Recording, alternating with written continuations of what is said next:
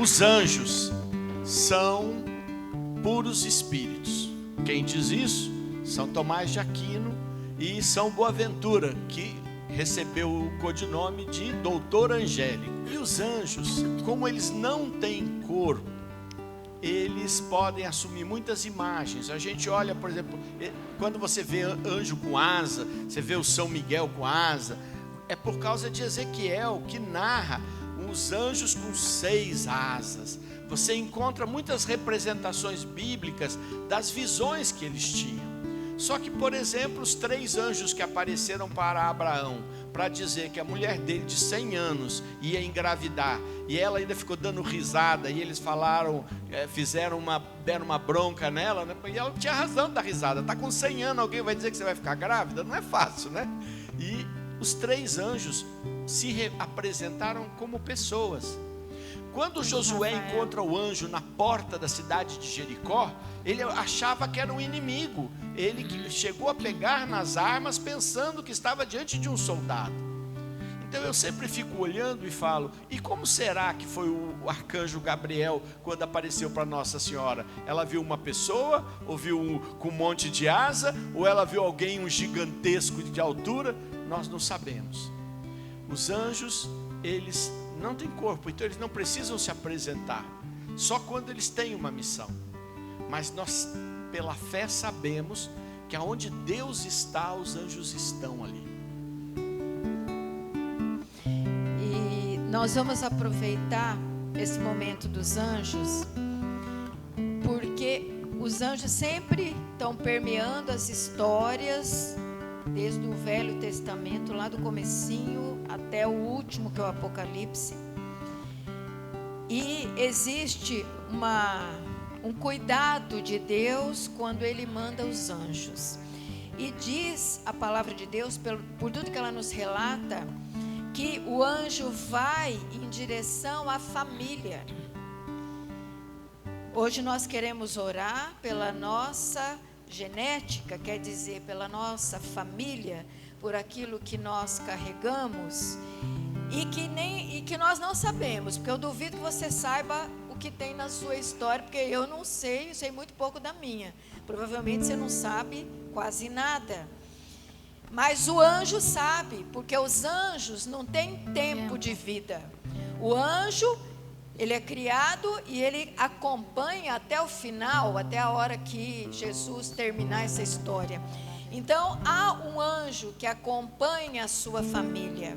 E ele sabe, então, a história da sua família muito mais do que você. Então, nesse momento que nós estamos começando, nós vamos pedir que esse anjo encarregado de Deus para acompanhar a tua família, porque eles são designados para acompanhar as famílias diferentes.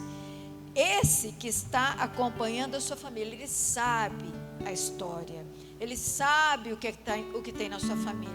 E você vai pedir que ele te ajude neste momento de oração, para que você consiga de Deus o entendimento e você faça a oração de libertação, a oração de cura, sei lá, a oração que precisa para a tua história. Sim. Nós pedimos, Santo Anjo, que você possa já nos auxiliar. Um detalhe importante, viu, gente? Anjo não lê mente. O Espírito Santo lê, pode até compartilhar com o anjo, que é Deus, mas anjo não lê a mente. Nem os demônios, que são anjos, também leem a mente. Eles nos interpretam muito bem, porque nos conhecem e conhecem as realidades. Então, muitas coisas, sem falar, você já fica sabendo. Mas se você quer falar com o anjo, você tem que falar mesmo. Não adianta só pensar, fazer uma oração mental. Deus vai ouvir você, o anjo não. Então fala, abre um pouquinho teus lábios, nem que seja baixinho, e fala para o anjo que se ele acompanha a tua família, e ele acompanha a sua família, porque é isso que diz a palavra, que ele possa ir cuidando de toda a tua história, e a história que ainda está sendo construída, e a história que estará sendo construída através dos teus descendentes. Fala, anjo, vai adiante, vai cuidando de tudo isso, vai intercedendo para que Jesus já faça toda a libertação e toda a cura necessária. Deus decidiu que Ele iria destruir aquela cidade de Sodoma e Gomorra, dado a situação que ele via, Deus mandou anjos para vir tirar aquele que era dele. E vieram os anjos e vieram tirar daquela situação de destruição aquela família. E fica muito claro nessa passagem que o anjo vem e manda tirar a família inteira. Não é só uma pessoa que era dele, mas a família toda. Vocês sabem aquela história que depois a mulher de Ló virou para trás e virou estátua de sal. Essa história é bem conhecida, porque ela talvez não quis sair junto com a família, mas o resto da família com certeza saiu, porque seguiram a voz do anjo. Fecha os teus olhos e você vai pensar em toda a sua família que está aqui com você, que está nesse momento da sua vida, os seus filhos, netos, a família, a sua família.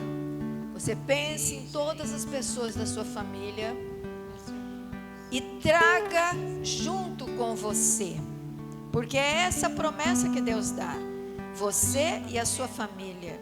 Assim como ele salvou a família de Ló, ele mandou o anjo para lá salvar a família toda.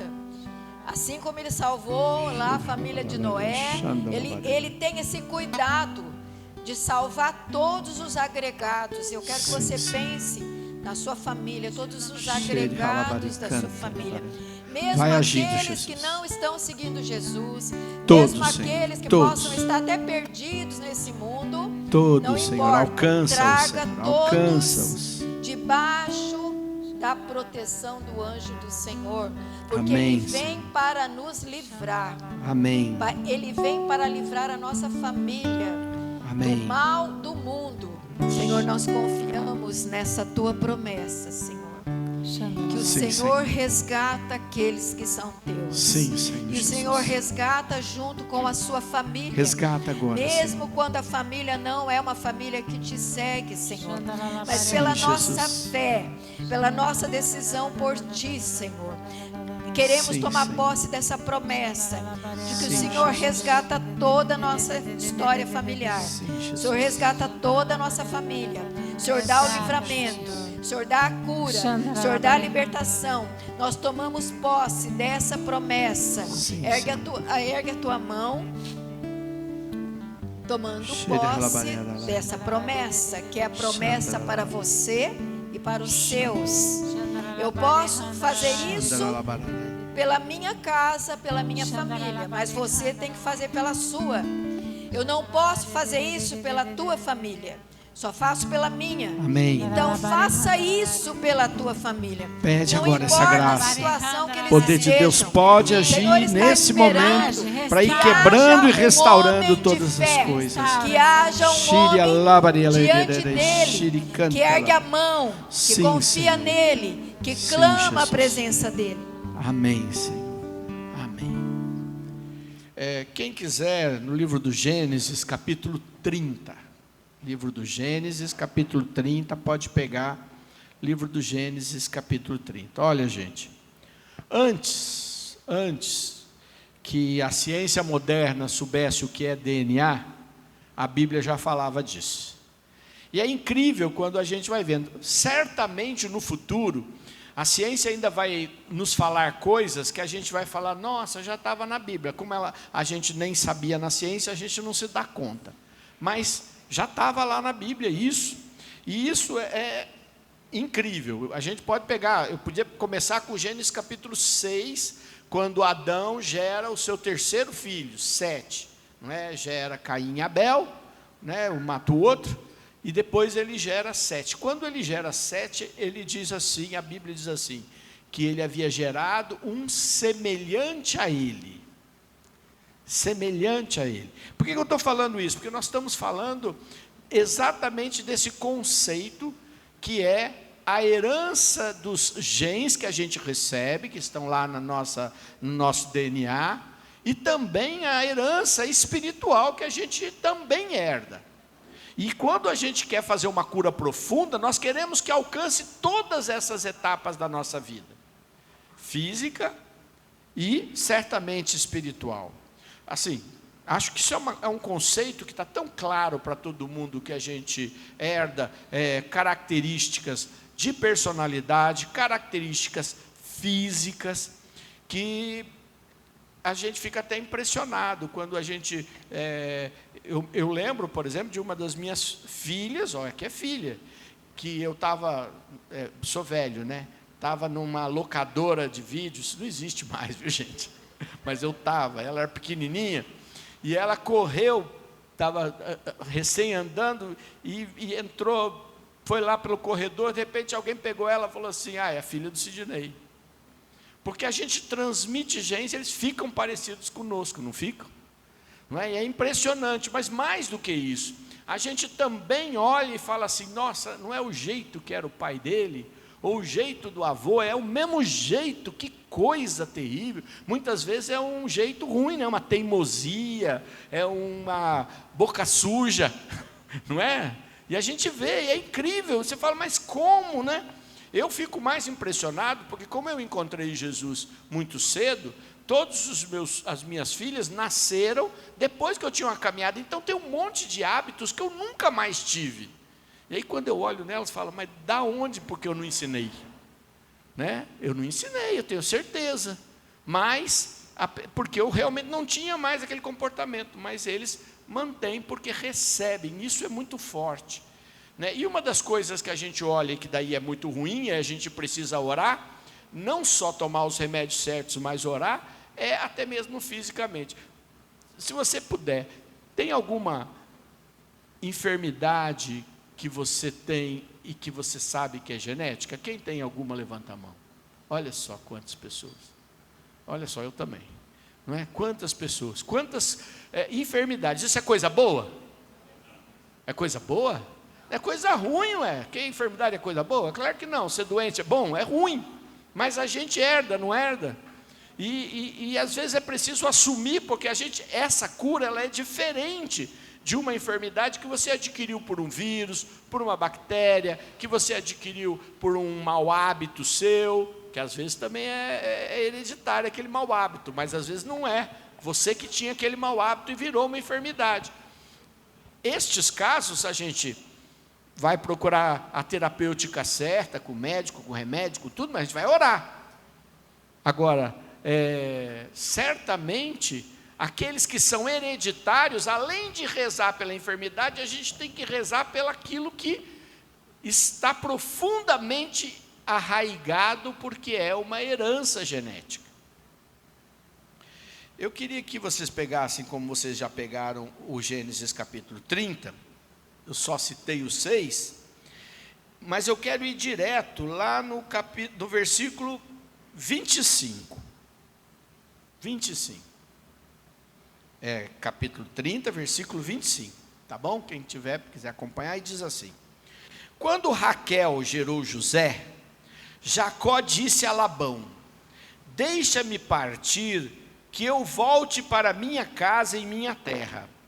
Dá-me minhas mulheres, pelas quais te servi, e meus filhos, e que eu parta.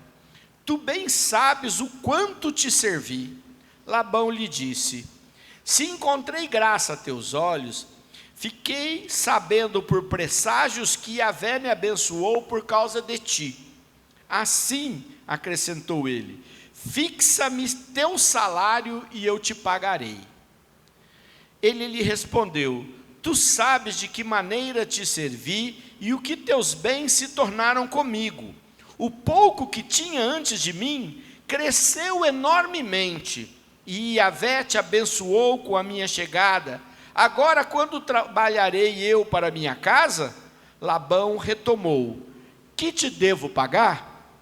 Jacó respondeu: nada terás a me pagar se fizeres por mim o que te vou dizer. Voltarei a apacentar o teu rebanho. Passarei hoje por todo o teu rebanho. Separa dele todo animal preto entre os cordeiros e o que é malhado, ou salpicado entre as cabras. Este será meu salário, e minha honestidade testemunhará por mim no futuro, quando vieres verificar meu salário. tudo que não for salpicado ou malhado entre as cabras, ou preto entre os cordeiros, será em minha casa um roubo. Labão disse: está bem, seja como disseste. Naquele dia, ele separou os bodes listrados e malhados, todas as cabras salpicadas e malhadas, tudo que tivesse brancura e tudo que fosse preto entre os cordeiros. Ele os confiou a seus filhos, e pôs a distância de 3 dias de caminho. Percebe? Ele separou os pretos dos brancos e dos malhados, e colocou eles a 3 dias de distância. E Jacó apacentava o resto do rebanho de Labão. Jacó tomou varas verdes de álamo, de amendoeira e de plátano, descascou aventiras brancas, deixando aparecer a brancura das varas. Colocou as varas que descascara diante dos animais, nos tanques e bebedouros onde os animais vinham beber. E os animais se acasalavam quando vinham beber. Eles se acasalavam, portanto, diante das varas, e pariam crias listradas, salpicadas e malhadas. Quanto aos cordeiros, Jacó os separou e virou o rebanho para o lado dos listrados, e de tudo que era preto do rebanho de Labão. Assim, ele manteve separados seus rebanhos, e não o pôs junto com os rebanhos de Labão. Além disso, cada vez que se acasalavam animais robustos, Jacó colocava as varas diante dos olhos dos animais dos tanques, para que se acasalassem diante das varas. Quando os animais eram fracos, ele não as colocava. E assim, o que era fraco ficava para Labão, e o que era robusto ficava para Jacó.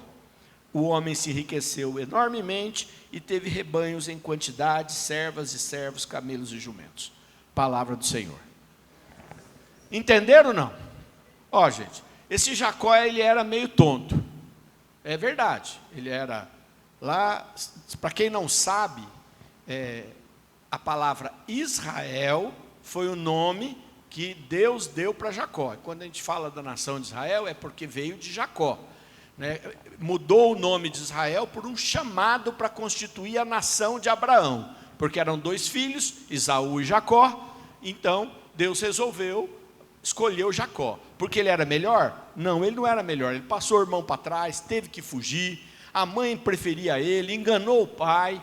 Ele viveu, aí ele chegou na terra lá do parente, foi casar com a Raquel, encheu a cara, ficou bêbado. O safado do sogro dele pôs a filha mais velha que não casava para dormir com ele. Quando ele acordou de manhã, ele tinha ficado com a irmã errada. Claro, naquele tempo a gente, né, vocês têm que dar o desconto daquele mundo horrível. Mas ele, pelo amor de Deus, né? Beber desse jeito, que não reconheceu nem a mulher que ele ia casar, que ele queria tanto, né? Lógico, elas tudo. Moral da história, ele teve que trabalhar 7 anos para pagar a filha que ele não queria. Daí, ele ficou com a irmã, conforme era o comprometido. Trabalhou mais 7 anos para poder pagar o sogro. E o sogro foi só ficando rico com ele. E aí, quando nasceu o filho da Raquel, que não podia ter filho, acabou tendo filho, um milagre de Deus, ele falou: agora eu vou embora. E aí, não, você não vai embora, você vai ficar aqui trabalhando para mim, porque eu fiquei rico com você, agora você é obrigado. Você conhece aquele funcionário que ninguém deixa ele subir na empresa porque ele é bom no que faz? E aí, para não perder, isso acontece muito em banco, viu? Os caras não dão progresso para o cara do banco, porque senão ele vai embora, né? Então mantém ele ali e o melhor funcionário sai perdendo. Isso acontece, infelizmente. É porque os patrão viraram igual Labão. Então sempre só pensando neles. Nesse caso, Jacó teve uma sabedoria genética. O que ele apostou? Ele apostou no quê? Na genética. Aquela história das ripinhas branca e preta, eu não sei de onde ele tirou aquilo, né? Mas Deus fez um milagre. E o que acontecia?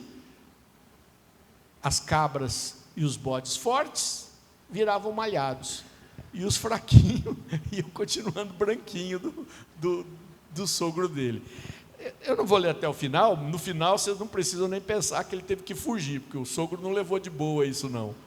O sogro ainda tentou dar um jeito de impedir ele de ir embora. Mas ele acabou fazendo o quê? Um artifício genético. Isso aqui está na Bíblia, gente, está no Gênesis.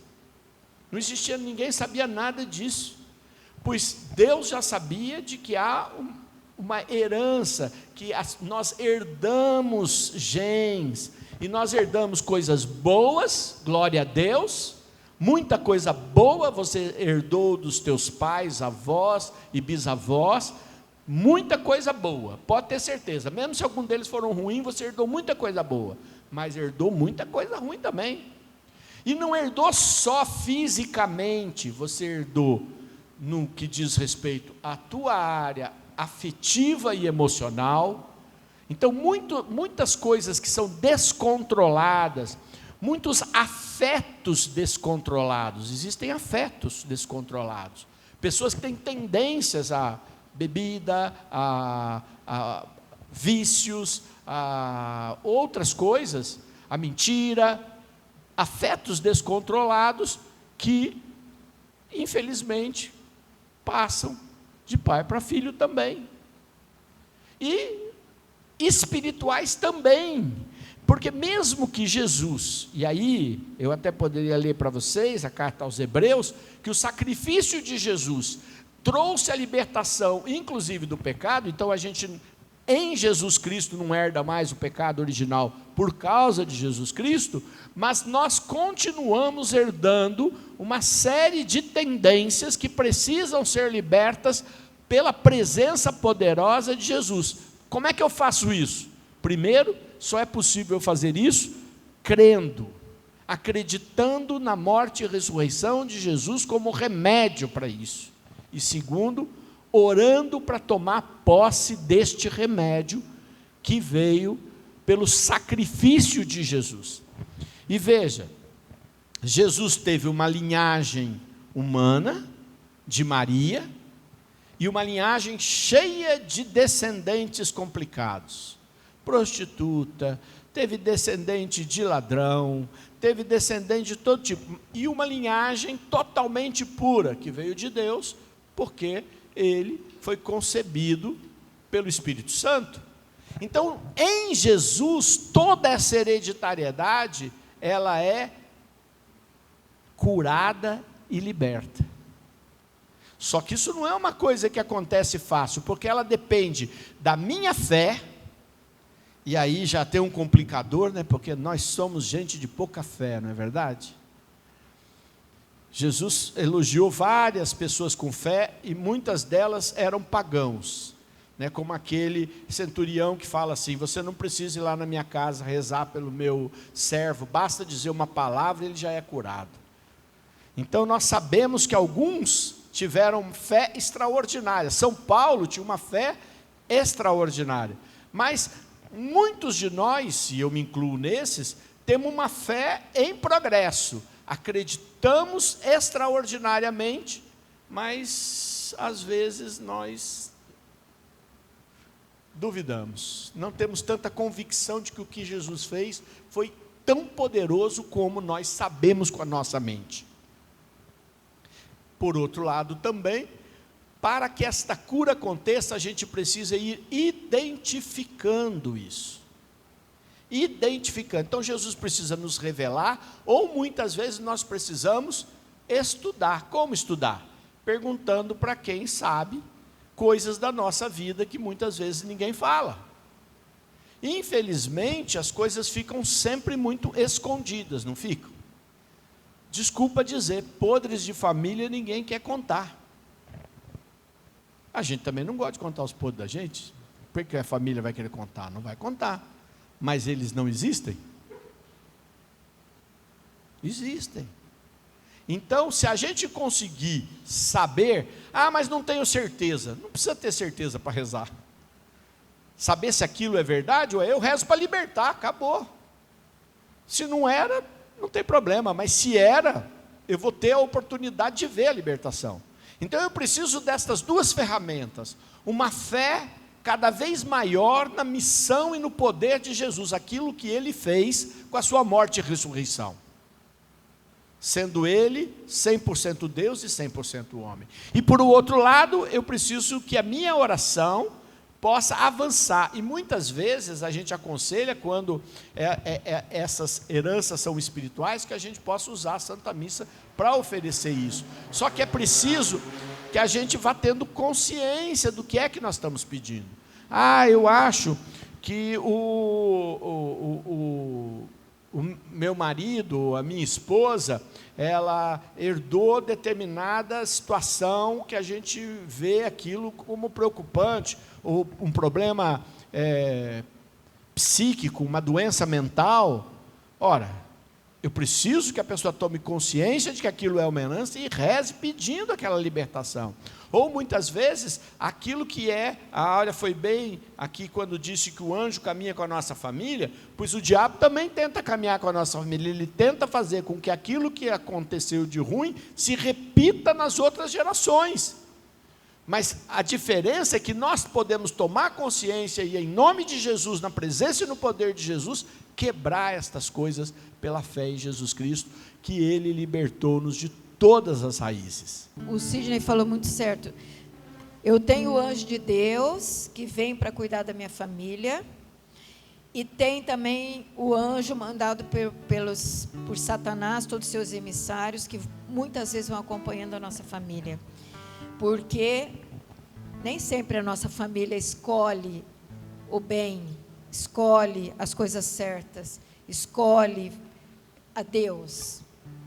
Então, nós temos esses dois lados acompanhando a nossa família, e nesse momento você vai colocar toda a sua família, toda essa história, e nós vamos começar a rezar. Quando você pensou em todos os seus que estão com você, sua família, agora você vai pedir, Senhor, dá uma estratégia. Dá a estratégia, de libertação da sua família. Dá essa estratégia, Senhor, e que a gente tenha força para cumpri-la. Seus filhos, seus netos, esses que estão com você, precisam de ser libertos, precisam de ser fortalecidos, precisam de ser trocada essa genética deles, essa história deles, Jesus. E eles precisam ser fortes, Senhor, saudáveis no mundo, ser Jesus. Saudáveis fisicamente e espiritualmente.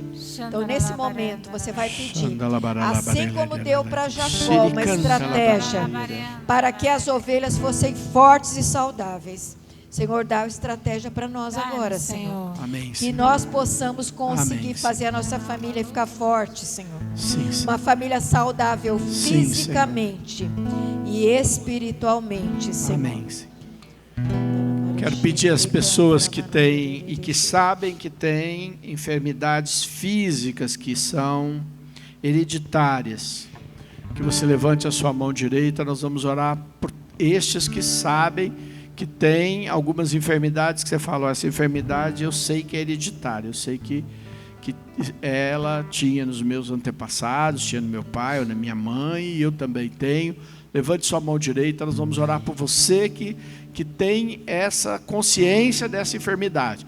Você vai falar aí aonde você está, que enfermidade é essa, ou o nome que você quiser dar nela. Se você não tem consciência, só para você pensar, câncer, diabetes, pressão alta, doenças mentais, colesterol, vícios, alcoolismo e outros vícios, depressão, tudo isso não é psicológico, isso é físico, isso são doenças físicas. Artrites, reumatismos. Senhor, nós pedimos agora, Teu poder infinito haja, Senhor, no Teu nome. Que a Tua morte, Senhor, agora leve e carregue estas enfermidades que são sinal de morte, para que na ressurreição que tivestes naquela graça de ter retomado a vida, você nos conceda a saúde, Senhor. Senhor, cura agora, Senhor, toda esta enfermidade, cura, Senhor, matando-a na cruz e trazendo um homem novo, Senhor, uma mulher nova, Senhor. Seja queimada no poder do Teu sangue, Senhor. Você agora faz aí uma conchinha na sua mão, e se há pessoas da sua família, às vezes você não tem, mas teu filho, tua mulher, teu irmão, alguém da família tem, e você sabe que tem. Você vai colocar o nome dela agora aí na tua mão, falar: Senhor, eu estou aqui em nome da minha família, falando pelo fulano, pela ciclana, falando, Senhor, por essa pessoa, por essa enfermidade que ela tem, para que isso esteja sendo colocado agora, Senhor, na tua cruz, para que isso esteja sendo depositado agora na tua cruz, para que o seu poder, Senhor, de libertação realize esse milagre, Senhor. Senhor, nós pedimos agora por todas essas pessoas que nós sabemos, Senhor, que são da nossa família e que padecem destas enfermidades hereditárias. Que aconteça agora uma manifestação do teu poder e da tua glória, restaurando pela tua ressurreição. Que o teu Espírito vá recolhendo aonde elas estiverem agora, Senhor, com o teu poder de libertação. Eu quero só fazer um esclarecimento nesse sentido, para que você entenda que muitos e muitos desses hábitos, dessa compulsividade, seja para se isolar, aquela pessoa que fica isolada, que você até fala, tem que ir para o psicólogo, porque a pessoa tem um comportamento estranho, até aquela que faz um monte de besteira, até aquela que briga e dá problema, até aquela que é compulsiva para jogar, para hábitos de cuidado excessivo do corpo. Tudo isso tem um caráter de ação maligna, o que eu quero que você entenda, para não ficar lutando com o homem. Você não está lutando com o homem, nem com a pessoa. Você está lutando com Satanás que está atrás dessa pessoa.